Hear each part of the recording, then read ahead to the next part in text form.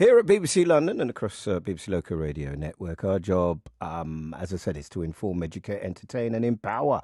Earlier we brought you the story of not from our patch, but from Manchester, actually.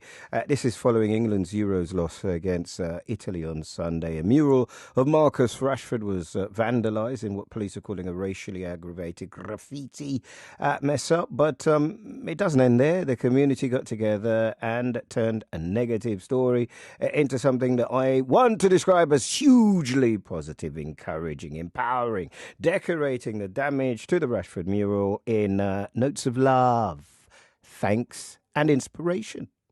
Just blown away, to be honest. How amazing is the reaction to this, and it's just more than we could have hoped for. This is a reflection of who we are. Yeah. Do you know what I mean? It's amazing. It just fills you full of pride, you know, because people have reacted so quickly. So many people have come down to show, no, this is what we're about. This is what we're about. It's amazing. I'm mixed race myself, so it's personal.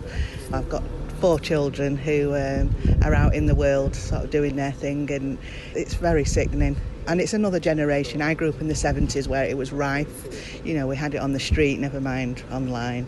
You don't kind of expect to see it so much now.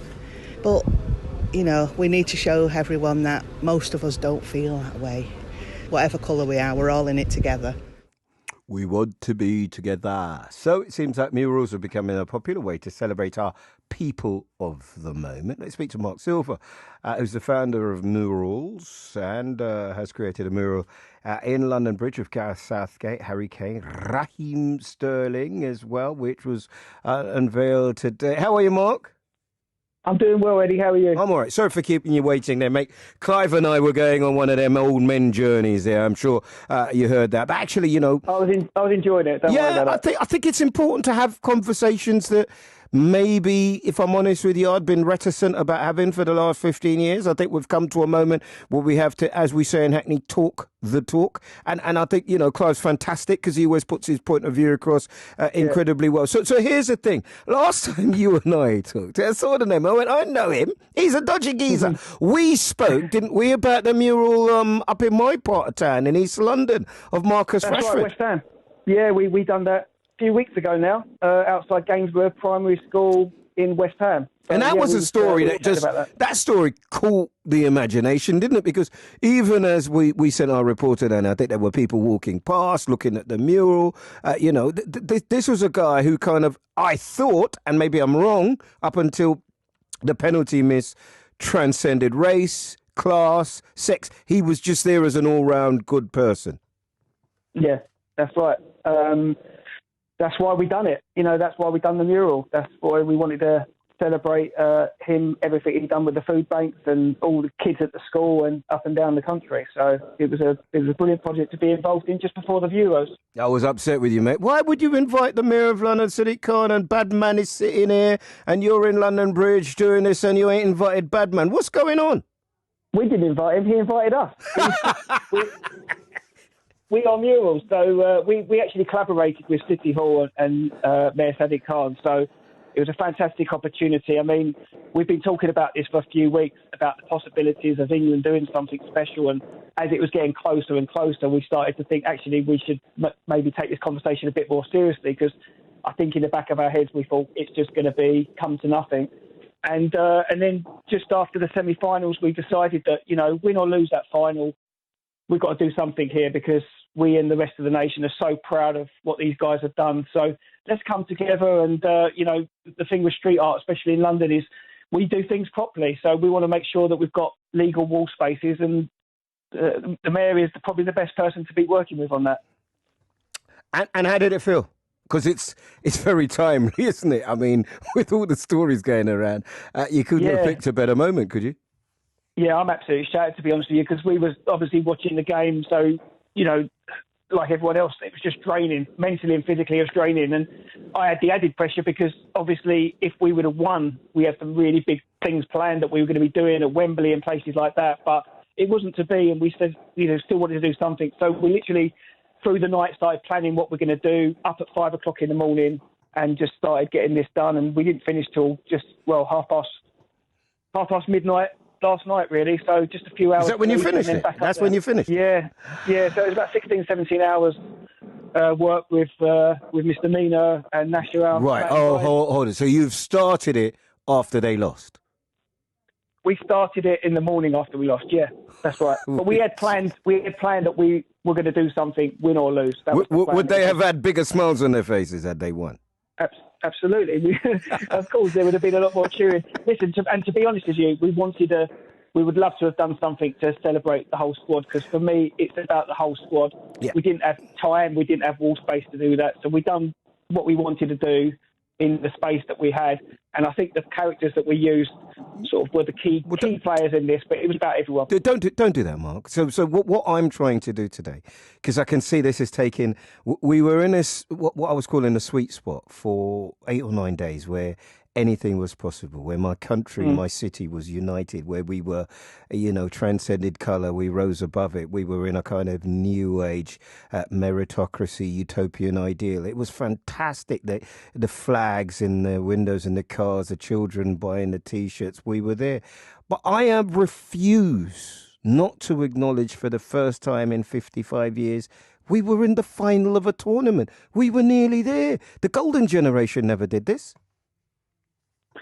No, they didn't. And obviously this is the closest that we've come. I told you last time I was on the show that I'm a West Ham fan, so I'm used to disappointment. And I've given you my commiserations already. Yes. I don't know if I just kind of blank these things out. And I like everyone else, as it gets to a tournament, I get excited and go, actually, I think we could do it. And the talent that we've got in that squad, the talent of players that didn't even make the squad, I felt that we had a chance. But in me, I didn't get too excited. The time that I got really excited was once that final started. Of course, I was excited, but the time I believed that we could do it was when we scored that goal, and we were really playing. You got really no well faith. You got real trust issues. I'm really. Yeah. Well, that's because you support West Ham, and West Ham like Christmas decorations are up right up there till about Christmas, and then they fall away.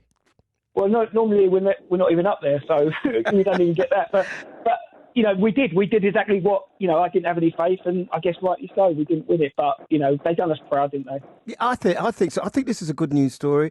Please carry on what you're doing. Let me know. I'd love to come down and talk to people and to share the love. I think, here is a moment where these young people have done us proud, and it's a day, a night. Trust me on this one, Mark. None of us will forget where we were or what we were doing the night England played Italy in the Euro finals of 2020. Played in 2021. Look after yourself. I appreciate you talking about the mural there at London Bridge. Well, we are there. We have stringers. You know what stringer is? It's a reporter from the community out in there with an assistant. Chris is there with his son Eli and stepdaughter Violet. How are you, Chris? Yeah, I'm okay, thanks. How are you? I'm all right. You're our reporter. Give me 30 seconds on what you see around you.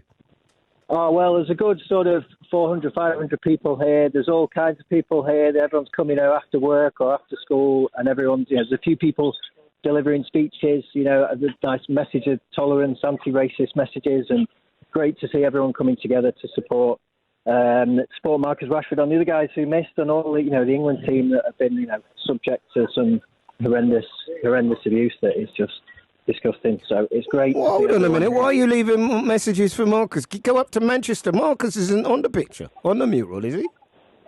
Yeah, it's a mural of Marcus Rashford here. Yeah. I thought it was of Raheem Sterling. So who's on the picture? Tell me who's on the picture.